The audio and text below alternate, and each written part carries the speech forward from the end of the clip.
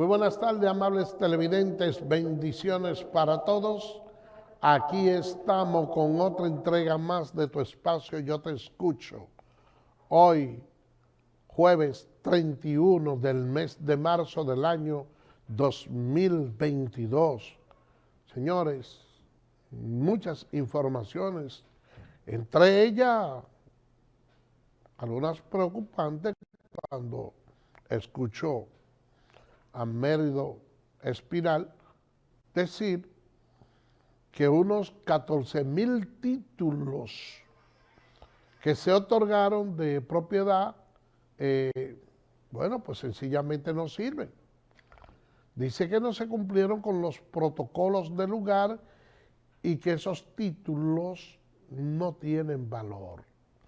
Esa es una noticia bastante preocupante, al igual también que de la protesta que tienen los profesores. Otra noticia triste es el fallecimiento del expresidente de la Federación de PES, el señor Bolívar Vargas. Pero no todo es tristeza, porque el presidente de la República también dejó iniciados los trabajos del monorriel y la verdad es que esa es una noticia bastante alentadora, toda vez que eso pudiera transportar unas 2,000 personas en los fletos y unas 20,000 personas al día. Ese sistema de transporte, yo pudiera decir que la obra que pudiera catapultar al presidente Luis Abinader. Ustedes saben que anteriormente mucha gente decía en las discusiones que con fines políticos se formulaban entre los partidos y le decían a los PRDistas que cuál era su impronta, que cuáles eran sus obras. Bueno, pues yo creo que cuando les pregunten a los PRMistas, tendrán muchas cosas que aportar. Y para que ustedes vean lo ingrata que es nuestra sociedad, hay una serie de iniciativas, de impronta que dejó el expresidente Danilo Medina y el expresidente Leonel Fernández, y la gente dice, bueno, pero esa era una obra que la inició el gobierno pasado, en algunas de ellas, pero ¿qué importa? Porque es que hay que darle seguimiento a los trabajos de los gobiernos. Y eso es algo que uno ve como algo bastante positivo cuando se producen esa continuación de esos trabajos, porque sencillamente eso indica, señores, que se está cumpliendo. Y retomando el caso de esos 14,000 títulos que fueron entregados en el 2015 y que actualmente Mérido de Jesús Espinal, que es el director de la UTED, cuando dice que esos títulos no tienen valor, a mí me deja mucha preocupación, porque entiendo que el Estado es uno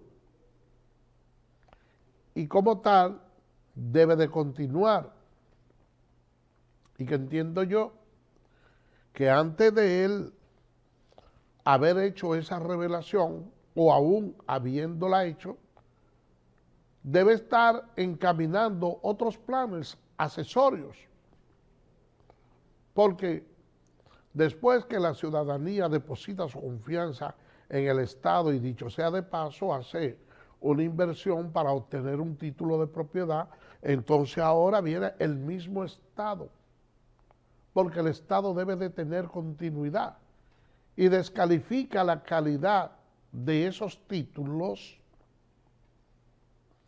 eso no debe ser así por así. Eso debe de tener otra respuesta. Debe decirle, mira, ya nosotros hemos determinado que estos títulos de propiedad no sirven porque no se cumplió con el protocolo, como él dice, sobre todo porque se utilizó una compañía privada para la titulación de esos terrenos. Entonces hay que decir, el paso que tiene el Estado es el siguiente. Vamos a depositar esto ante el PECA, vamos a depositar esto ante el Ministerio Público, porque debe haber una sanción para alguien. Eso no es. Esos títulos de propiedad no servían para que el pueblo se quede con la idea de que en la gestión pasada la cosa se hizo mal, que en esta se están haciendo bien. Pero eso no debe ser una descalificación simple y llanamente para descalificar algo. Eso además requiere que se le dé una explicación mayor a la sociedad. Oigan lo que dijo ese señor. Que esos títulos hay sobreposición. Pero cuando le digo que hay sobreposición, es que pudiera haber ahí terreno de esos que al momento de ser medido no se tomó en consideración la calle, la vía, y que muchos de esos terrenos caen en las aceras, y que muchos de esos títulos que se otorgaron hoy forman parte de las calles que nosotros transitamos y sin embargo hay una expedición de un título. Ustedes están oyendo de qué es que se trata el tema. Ustedes están escuchando la delicadeza que envuelve una noticia de esa naturaleza que se da así, como si nosotros estuviésemos hablando de que le hemos quitado un caramelo de la boca a un niño. No, señores, eso no puede ser así. Eso conlleva una investigación profunda. Y quienes actuaron en esas titulaciones hoy debían de estar dándole una explicación al país. Y el Estado, junto con esa denuncia también, señor Mérido, junto con esa denuncia, se debía estar diciéndole a la persona cómo le van a resolver ese problema. Los que estaban ya salieron. Hoy le corresponde a usted la dirección de ese departamento. Pero mañana alguien que venga no debe de desconocer el trabajo que usted hizo porque el Estado es un solo. Vamos a buscarle solución a ese problema. Vamos a decirle a la ciudadanía para su tranquilidad cuál es el procedimiento, qué es lo que el Estado va a hacer para que su error quede subsanado. Porque muchas veces nosotros creemos que cuando un partido determinado sale del gobierno, como que el gobierno que lo reemplaza no tiene las responsabilidades.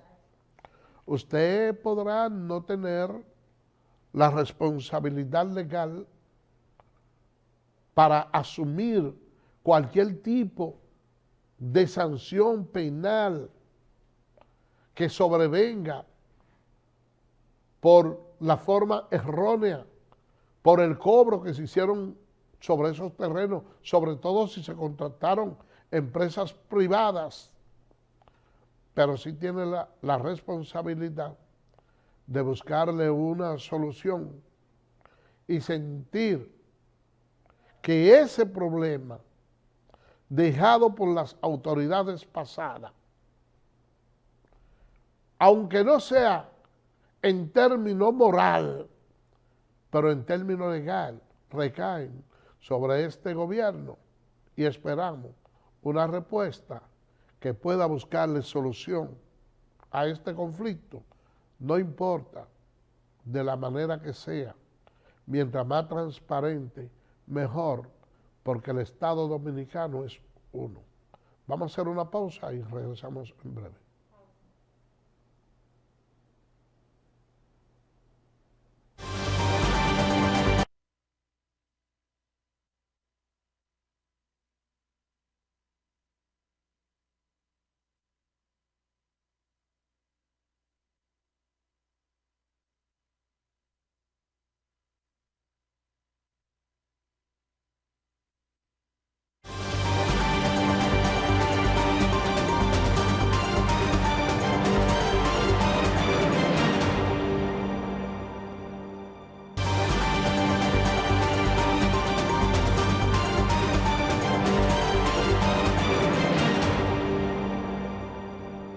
Bien, señores, gracias por permanecer con nosotros. Miren, el presidente Luis Abinader dejó iniciados los trabajos para un monorriel.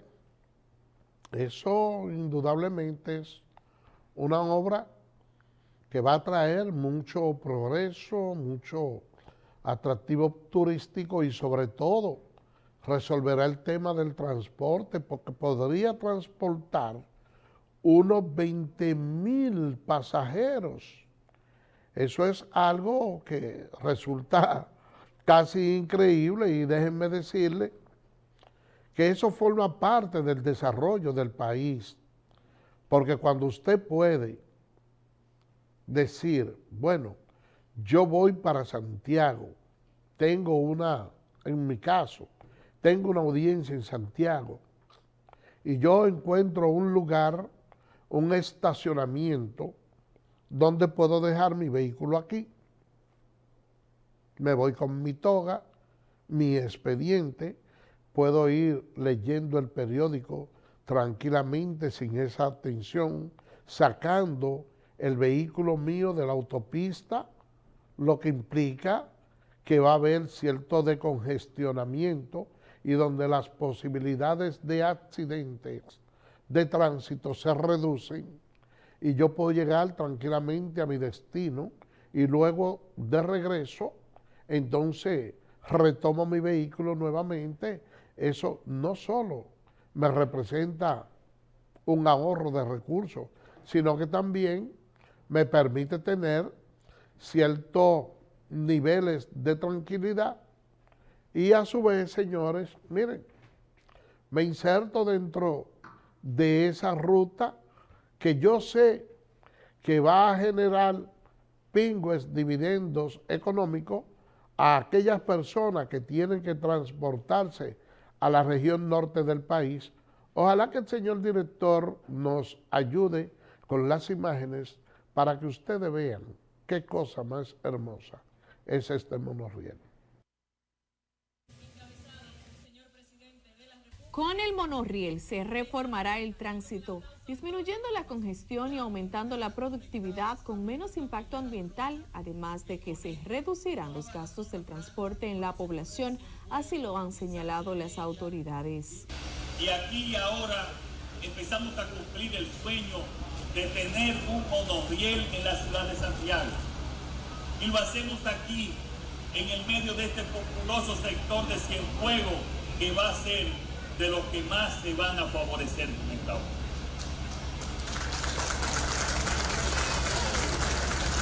Es un sistema de transporte ferroviario de alta tecnología. El monorriel con capacidad de transportar, como dijo Yael, 20,000 pasajeros por hora por sentido y 200,000 pasajeros por día. Yo creo que esto marca un antes y un después en el transporte de Santiago. Lógicamente eso tiene que venir con las unidades o los corredores alimentadores que se van a hacer en la ciudad y eso se llama calidad de vida, bajo costo, menor contaminación. Este es el primero en Centroamérica y el Caribe. Tendrá un recorrido de 15 kilómetros con 16 estaciones y una terminal central de integración con el teleférico, impactando a 500,000 de ciudadanos de manera directa. Con una capacidad de transporte de 20.000 pasajeros por hora por sentido. Esos son 40.000 pasajeros en ambas direcciones. Una velocidad máxima de 80 kilómetros por hora y un tiempo entre trenes de 90 segundos. Es decir, que este sistema podrá operar con 1 minuto y medio entre cada tren, señor presidente. El presidente participó del desfile cívico-militar organizado por la Comisión Nacional de Efemérides Patria, la Gobernación Provincial y el Ministerio de Educación, esto en conmemoración de la gesta del 30 de marzo. Allí se destacó la valentía de los héroes nacionales y que hay que mantener su legado de libertad. Santiago es Santiago. Lo demostró hace 178 años. En el segundo bautismo de fuego de la dominicanidad, luego de ser proclamada la independencia la noche del 27 de febrero de 1844.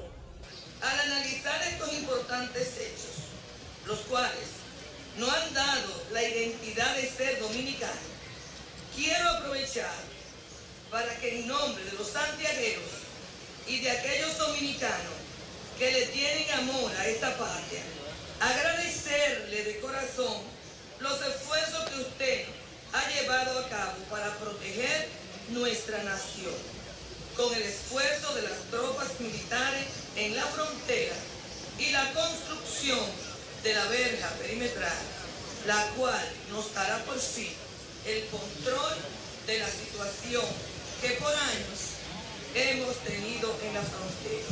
Previo a ello, el mandatario participó del Te Deum en la Catedral Santiago Apóstol el Mayor. Durante la homilía, el obispo metropolitano de Santiago, Monseñor Freddy Bretón, destacó la entrega y vocación de servicio de los hombres y mujeres que libraron la batalla del 30 de marzo por la dominicanidad. En este día grande para nuestra ciudad y para la patria, pidamos que el Señor nos asista a todos, autoridades y pueblo, para que podamos gozar verdaderamente de la libertad plena como lo hemos escuchado. Bueno, señores, ya ustedes pudieron ver lo que es el monorriel, y la verdad es que eso coloca al país en un sitial bastante importante, y la verdad es que nosotros hemos avanzando poco a poco, hemos ido avanzando paulatinamente como país. Todavía tenemos muchos entuertos por resolver, pero gracias a Dios vamos caminando. La República Dominicana es vista desde otra perspectiva ya a nivel mundial, sobre todo porque nuestra clase política, al margen de las dificultades que a lo interno en muchas ocasiones se presentan, pero cuando uno hace la comparación en sentido general con otro país, entonces se da cuenta que sí, que nosotros hemos tenido ciertos niveles de avance. Mire, ha causado y ha generado muchas opiniones a favor y en contra de la resolución del Ministerio de Trabajo con relación a lo que son las trabajadoras domésticas. Eso es una parte que ha venido hasta cierto punto generando ciertas opiniones. Ustedes saben que el trabajo de las domésticas está regida en el Código Laboral de los artículos 258 al 265, y el Código la tiene contemplado. Entonces hay una resolución que está promoviendo el Ministerio de Trabajo en aras de garantizar algunas reivindicaciones que no están contenidas en el Código para ese sector importante de la población dominicana, porque como ustedes sabrán, las trabajadoras domésticas o esas amas de casa son personas que de una forma u otra nosotros tenemos que confiarle parte incluso de la educación de nuestros hijos, porque la familia sale a trabajar, tanto el caballero como la dama, a buscar el sustento familiar, porque muchas veces para poder llevar una familia en la República Dominicana acorde con las necesidades que necesita, se hace necesario que aparte del hombre también la mujer tenga su cuota de participación en términos económicos, y son esas trabajadoras a quienes les confiamos, nuestros hijos, las que se encargan de mantener nuestra ropa bien hermosa, de cocinarnos y de hacer una serie de actividades que sin la presencia de ella, bueno, pues resultaría muy difícil para una familia sustentar. Y lo que se ha venido buscando, que dentro de este tipo de avance que está experimentando este país, bueno, pues que las domésticas también tengan un mejor estado de vida, y eso es algo que es natural y debe ser consustancial al desarrollo de cualquier país, pero esto ha generado muchas dificultades y es algo que ni las propias domésticas alcanzan a entender, porque hay personas y hay determinados grupos que a veces lo que alguien puede ver como un progreso también se convierte en una situación, en un elemento perturbador. Oigan lo complejo que es la vida. Ustedes saben que a veces un nivel de progreso se convierte en un elemento contaminante dentro del núcleo familiar. Bueno, pues yo se lo resumo de la siguiente manera. A veces hay hogares que aún cuando hay algunas dificultades en términos económicos que resolver, porque de la pareja no trabajan los dos, sino uno. A veces la integración de la otra pareja en una posición superior a la que puede devengar, a la que puede mantener, por ejemplo, el esposo, en el caso de la mujer, a veces eso le da como ciertos niveles de independencia a la mujer, que a veces no es bien asimilado por el hombre por un concepto de una sociedad machista, pero también pudiera ser el hombre no machista, sino que también la mujer entiende que como ya tiene ciertos niveles de producción, quizás se mantenía bajo un yugo y quiere ciertos niveles de independencia, y esos dos factores cuando se juntan no pueden ser lo suficientemente asimilados entre las parejas cuando se producen esos cambios bruscos, y a veces eso trae malestares internos. Y es por eso, y es justamente por eso que yo le digo que a veces, cuando hay ciertos niveles de progreso, de adelanto, también eso se produce y se traduce en problemas familiares. Cambiando de tema, señores, miren, el Estado dominicano, el presidente Luis Abinader, le ha tocado gobernar en una situación extremadamente difícil, primero porque es el primer presidente que ocupa esa posición en medio de una pandemia. Ustedes saben que cuando él fue electo, bueno, pues estaba iniciando la pandemia. Eso, hasta cierto punto, se convirtió en un valladar para que muchos de los planes que probablemente tenía en carpeta para desarrollar no pudiera hacerlo a plenitud por las limitaciones que le imponía la pandemia.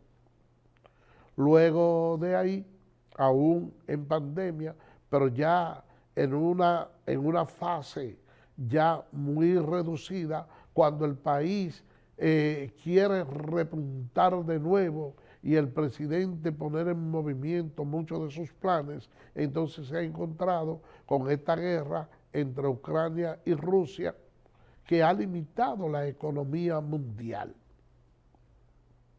La FAO y otros organismos internacionales han presagiado una hambruna para todos los países del mundo.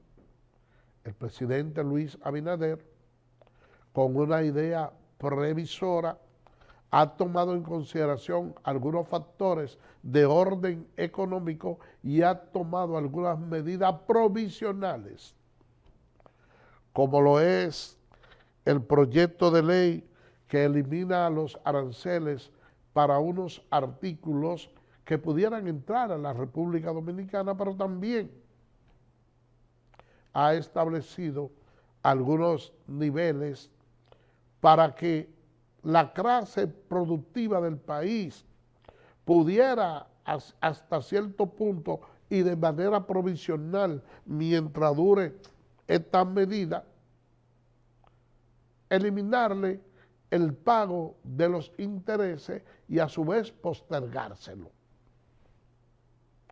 Los partidos de la oposición que han venido criticando el gobierno por el alza que han venido experimentando los artículos de primera necesidad, decían que el gobierno no estaba tomando ningún tipo de iniciativa. Pero al momento del presidente tomar esta medida paliativa, entonces los mismos que decían que no hacen nada, no han querido respaldar en el Congreso la pieza para que se pueda buscar soluciones a algunos problemas que se entienden inminentes e inmediatos, alegando que eso pudiera hacerle daño a la producción nacional y que hay que proteger el productor nacional por una medida donde el presidente por decreto no puede aumentar algunos productos que son de consumo masivo, pero que tienen un periodo para producirse. ¿Qué hicieron ellos? Bueno, pues lo que hicieron fue dejar sobre la mesa de diálogo ese documento y se rehusaron a tratarlo con el gobierno. Déjenme decirle que el presidente Luis Abinader ha dado muestra de que pone los oídos en el corazón del pueblo. Y ustedes pueden estar plenamente seguros que si los congresistas se reúnen y pueden de manera fehaciente convencer al presidente Luis Abinader de que una de las medidas que él pretende poner en práctica resulta nocivo para el país, ustedes pueden estar seguros que si está convencido de eso, él va a echar esa medida hacia atrás. Nosotros vimos lo ocurrido con la pieza de ese fideicomiso.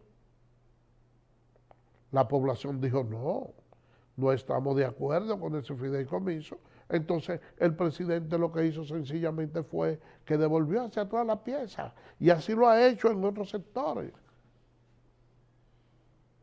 Pero no es abandonando el diálogo en situaciones como esta que la oposición va a encontrar más adeptos. Es sentado donde se tienen que discutir los temas y decirle al presidente, no, señor presidente, no gobierno, las cosas no son así, son de esta y de esta y de esta y de esta manera, y aportar sus ideas, pero no decir que no se hace nada y cuando se pretende hacer también estancar el juego, porque la población dominicana está viendo lo que está sucediendo.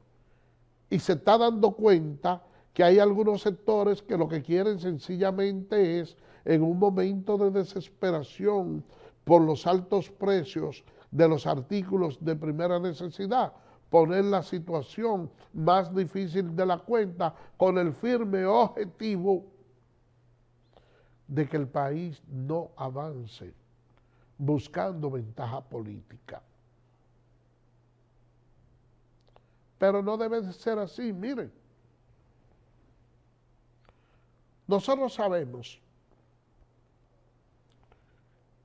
por ponerle un ejemplo, que la clase magisterial es una clase pura, que sobre ello descansa el desarrollo del país, porque la educación forma parte de los pilares más importantes.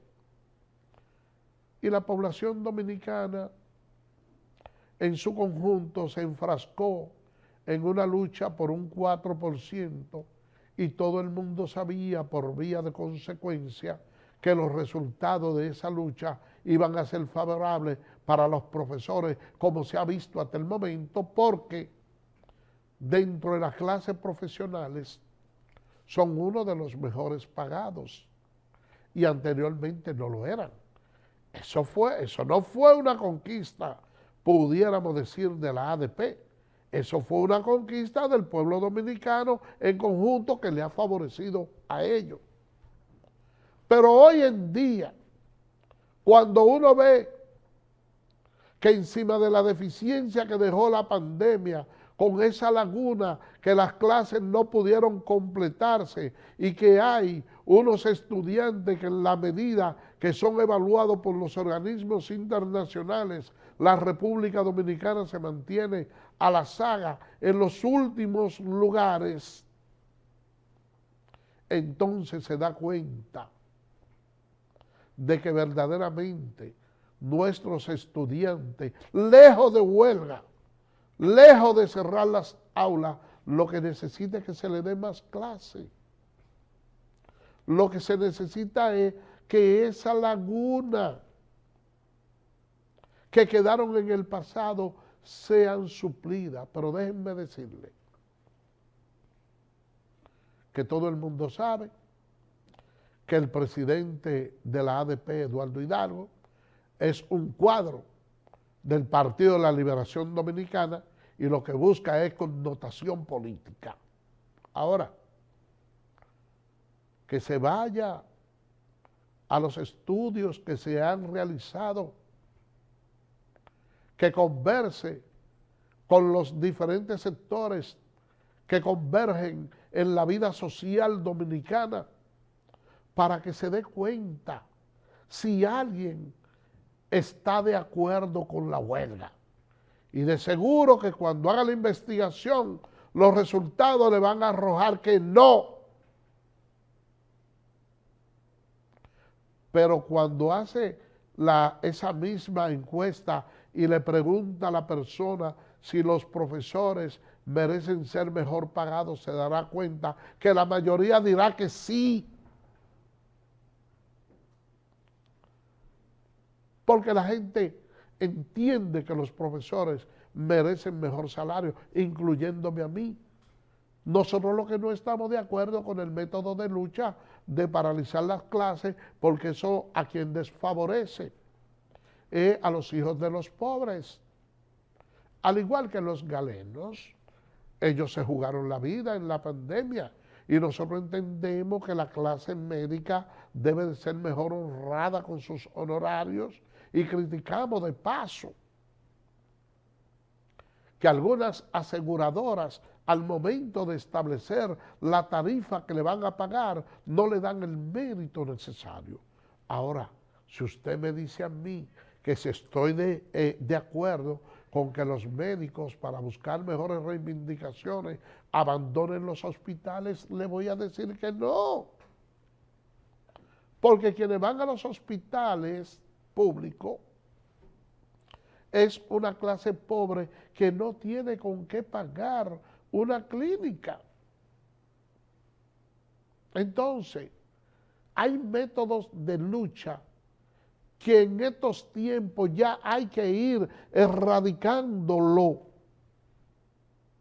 Hay que ir cambiando, y déjenme decirle, señor Eduardo Hidalgo, déjenme decirle, miembro de la ADP, que si ustedes encuentran un método de lucha idóneo que no sea sacrificando a los más desposeídos, probablemente, señores, los éxitos fueran mayores. Vamos a hacer una pausa y regresamos en breve.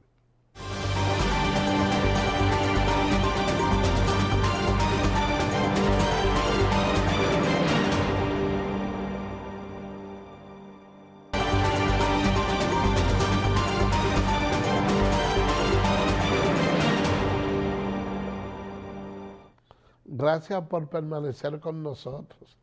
A veces los programas de afuera son mejores que lo que uno hace en vivo. Señores, miren, yo le decía a los maestros y me gustaría que el señor director nos ayude con unas imágenes para que ustedes vean.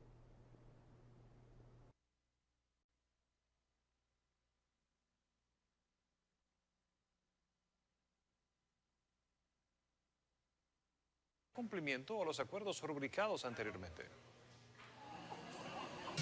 Bueno, nosotros siempre hemos dicho que los tratos hay que cumplirlo y el Ministerio de Educación se comprometió con la administración anterior a aumentar un 25% en el sueldo base de los maestros, el cual no ha llevado a cabo. Por eso es nuestra manifestación en el día de hoy, aquí en el parque. Si no se cumple, estas manifestaciones van a seguir hacia adelante. Estamos exigiendo varios aspectos que él se metió con la administración pasada de Xiomara Guante, y lo cual no le ha dado cumplimiento hasta este momento. Queremos un 25%, además la complementación de tandas. Además, hay unas cuantas cosas que él prometió que hasta ahora no ha cumplido con este nuevo presidente de la ADP. La mejoría del SEGMA, que se está cayendo a pedazos. Y eso no lo cuentan mes por mes. Se está cayendo a pedazos el SEGMA. Y los maestros necesitamos salud ante todo. La salud es muy precaria. En el Distrito Nacional, las manifestaciones se llevaron a cabo pasadas las 9 de la mañana. Bueno, señores, miren, yo siempre he dicho, los maestros merecen cualquier pago, para mí siempre es poco, pero también hay que tomar en consideración que cuando se hace esos concursos de oposición y uno ve que tampoco está rindiendo la labor que la sociedad espera porque uno no tiene la suficiente preparación, creo que parte de ese tiempo debe de prepararse para fomentar los conocimientos, señores, y la Cámara de Diputados no logra aprobar el proyecto de tasa cero.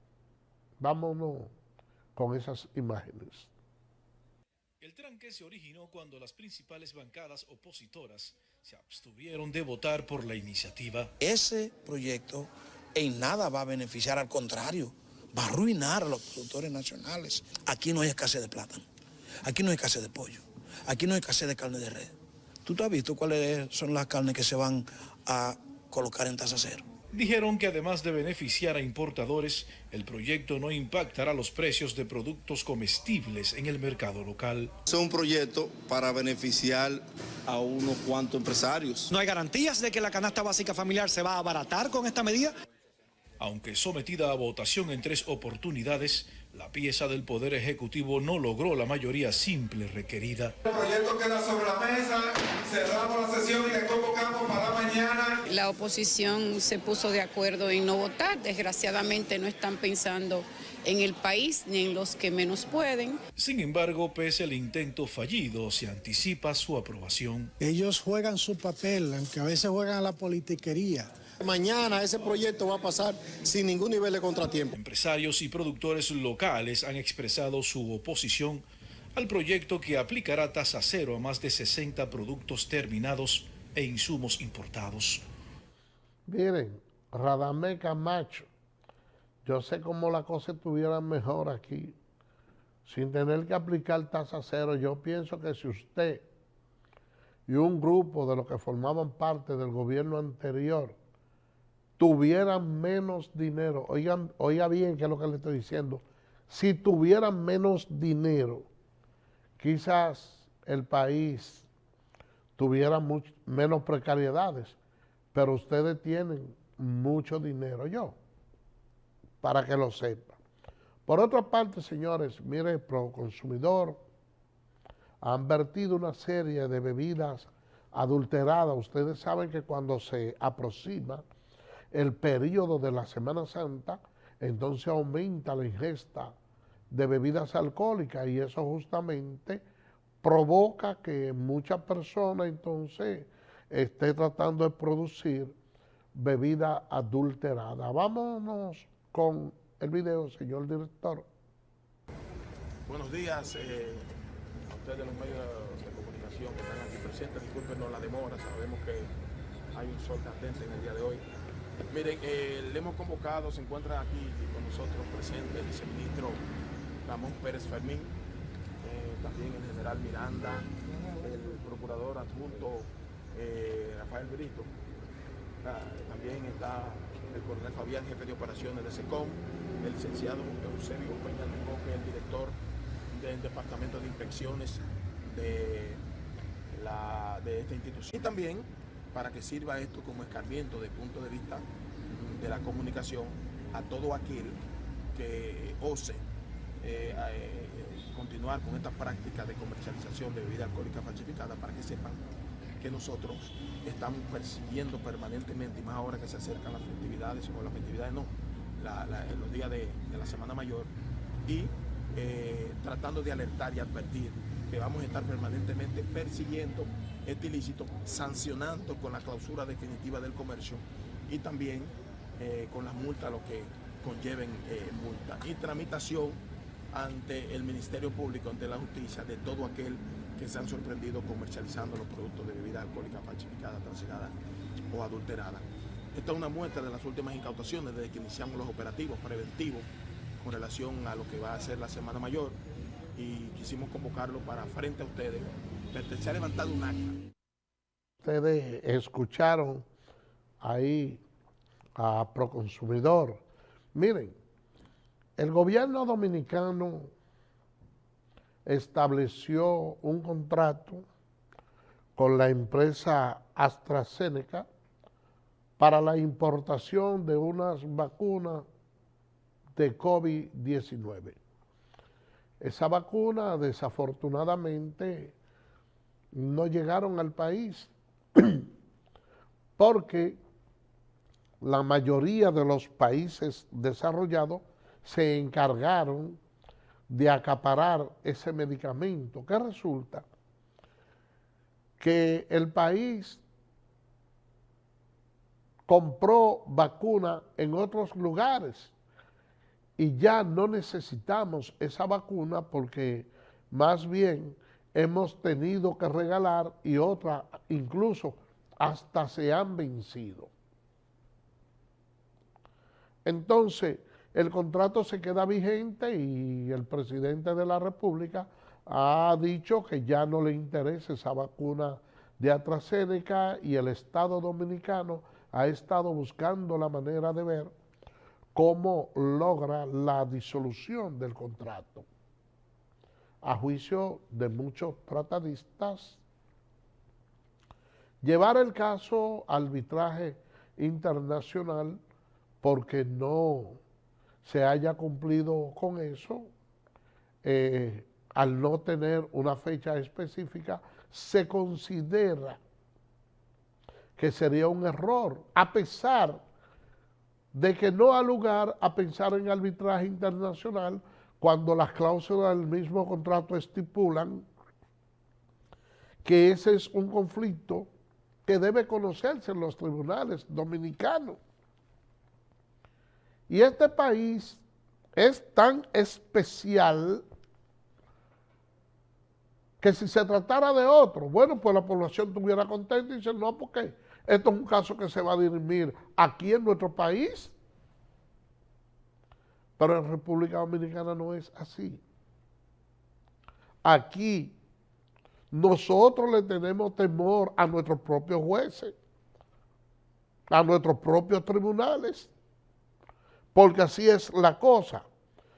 Por otro lado, el presidente anda buscando hacer algunas negociaciones para que en vez de someter este proceso a un litigio, entonces se haga el intercambio por otras medicinas que ellos tienen de diferentes tipos para ver si nosotros logramos, a través de ese intercambio, de ese trueque, solucionar otra serie de problemas y mantener las relaciones armoniosas. Pienso que eso sería lo más idóneo y en esa parte estamos de acuerdo. Mientras tanto, vamos a esperar a ver cómo discurren y esperamos tener suerte en este proceso. Señores, el tiempo en el día de hoy ya se agotó y será mañana, Dios mediante, cuando estaremos con otra entrega más de tu espacio Yo Te Escucho. Así que, bye bye.